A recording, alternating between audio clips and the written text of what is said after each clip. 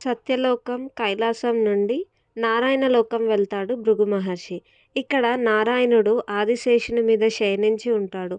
ఎన్నిసార్లు పిలిచినా పలకలేదని భృగువు లక్ష్మీ నివాసమైన నారాయణ్ణి వామ వక్షస్థలాన్ని తన కాలితో తంతాడు.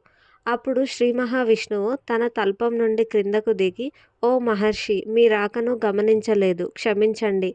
నా కఠిన వక్షస్థలాన్ని తన్ని మీ పాదాలు ఎంత కందిపోయుంటాయో" అని భృగు మహర్షిని ఆసనపై కూర్చోబెట్టి అతని పాదాలను తన ఒడిలో పెట్టుకొని ఒత్తడం మొదలుపెట్టాడు.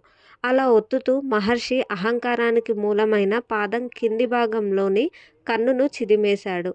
మహర్షి తన తప్పుని తెలుసుకొని క్షమాపణ కోరుకొని వెళ్ళిపోయాడు. విష్ణువునే సత్వగుణ సంపన్నునిగా గ్రహిస్తాడు. కానీ తన నివాస స్థలమైన వక్షస్థలమును తన్నిన కారణంగా లక్ష్మీదేవి అలకపూని భూలోకానికి వెళ్ళిపోయింది.